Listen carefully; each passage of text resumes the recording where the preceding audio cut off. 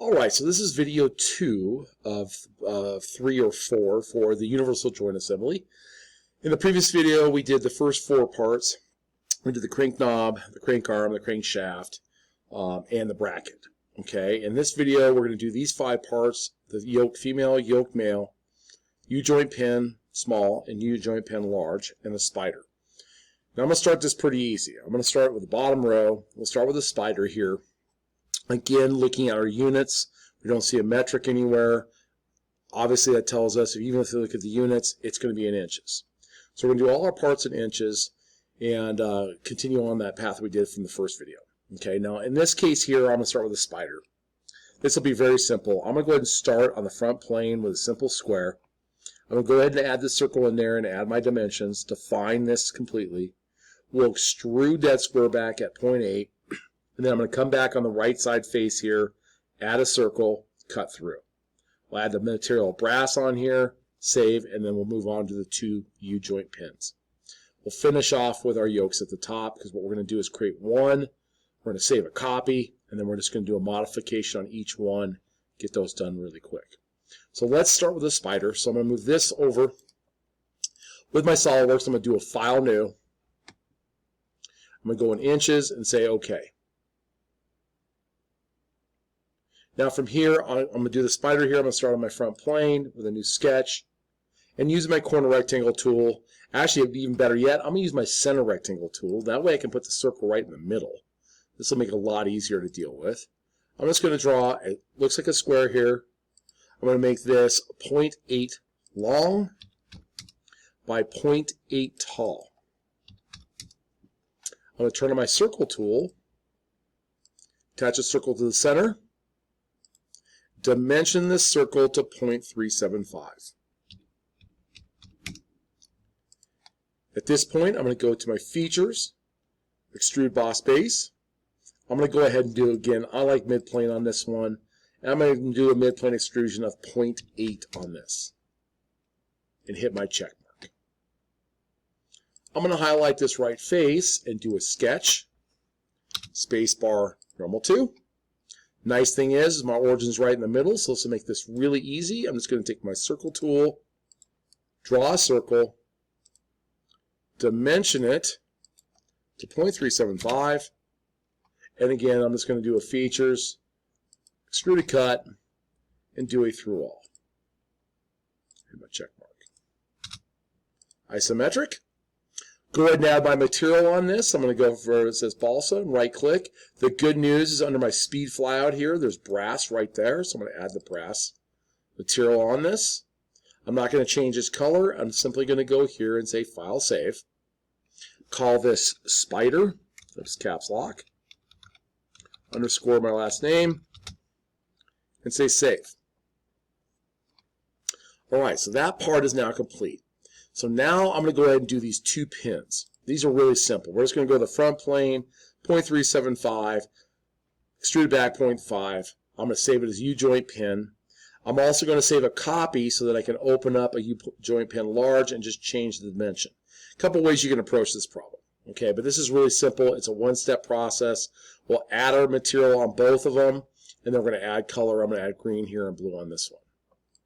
Going back into my drawing here, my parts, I'm going to do a File New. I'm going into inches and saying OK. And I'm going to start on the front plane with a new sketch. I'm going to draw a circle at the origin.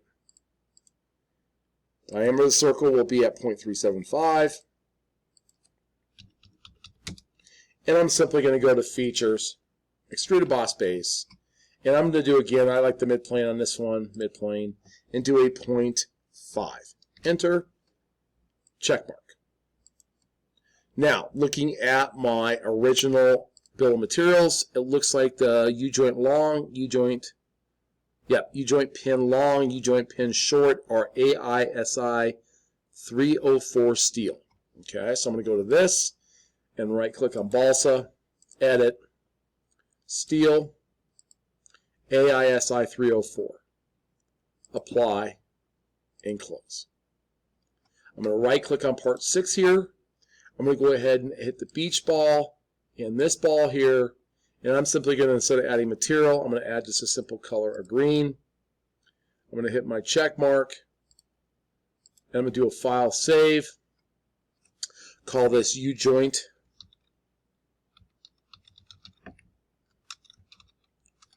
Pin underscore short. And my last name. Save. And then I'm going to do quickly a file save as, and I'm going to do a save copy. And continue. Oh, nope, I got to actually, nope, sorry. I got to actually change this to long. I'm saving a copy. I want to call this one long. And now hit save. So you still have your original short pin here. But now what I'm going to do is quickly do a file open. And I'm going to open up that copy, which is going to be right here, which is going to be U-pin long. I'm going to open this and say open. And now where it says U-joint pin long, I'm going to change my boss extrude from 0.5 to 1.5. Enter and check. I'm going to change this AIS or this color from green to blue. And check. And hit save. So just like that, I was able to get 2 pins done. I didn't have to go through the material. I didn't have to start a new sketch. I save as copy, which is going to help us on our yoke in just a second here. So now at this point, I got 3 of my 4 parts are done, or 5 parts are done. So all this is completed. So now we're going to go up here, and I'm going to start with this yoke up here. I'm going to start yoke female. And I'm going to start on the top plane, and I'm basically going to create just a basic part here. No hole in the top, no extrusion here. I'm going to create basically this lower half. I'm going to save this, and then I'm going to save a copy. Okay, so I'm going to save this as yoke female. I'll save a copy as yoke male, and then that way I can open each one up, add the hole on this one, add the extrusion. Okay, the way I'm going to do this is go to my top plane and create this circle. I'm going to extrude that circle down 1.875. I'm going to come over here to the right plane and cut a rectangle out. I'll then come to the front plane, and we're going to create an outline of this with this hole, and we'll cut across, and then we'll save. Well, actually, then we'll add an inside fillet here and save this part. Okay, we can do this in 3 steps. All right, so I'm going to go here and move this over, do a file new, inches, and OK.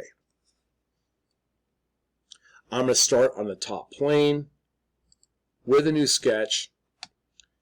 Start with a circle. I'm going to dimension that circle to a diameter of 1.5.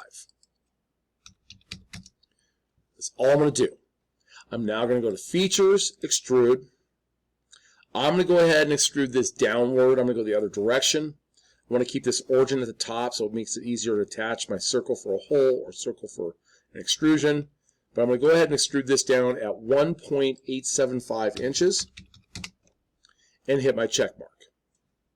F key. Now, I'm going to go ahead and take these 2 pieces here. I'm going to look at my bill of materials here. And I'm going to look at that. It says 303 or 3003 aluminum alloy, so that makes it easy. Go back, I'll minimize this, and do a right click, edit material, aluminum alloys, 3003 alloy, apply, and close. Now, from there, I'm just going to simply go to my right plane. I'm going to start a new sketch. Spacebar, normal 2. Turn on my corner rectangle, and attaching at this bottom edge, I'm going to pull a rectangle up and towards my right. I'll try my smart dimension.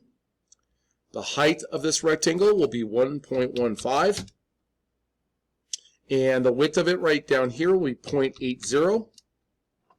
And then I'm going to add a simple relationship between the midpoint of this line, Control key, the origin, and make them vertical to each other. Okay, so this puts this right dead center. Okay, you could also have done from that point over would have been whatever 0.75, but this is a better way of doing it. Now what this does here is it puts my rectangle in the middle of the part. So I'm going to go to Features, Extruded Cut, And we are going to do an extrude or through all both. So it's going to go both directions in this cut. And I hit my check mark from the isometric view. Kind of looks like an old knight's helmet, you know. It's kind of funny. All right, now I'm going to go to my front plane and start a new sketch on it. Spacebar, normal 2. Now what I'm going to do first, I'm going to start with this circle right about here. Okay, I want it in line with my origin. I'm going to stop right there real quick. I'm going to turn my smart dimension. I'm going to dimension this circle to 0.375.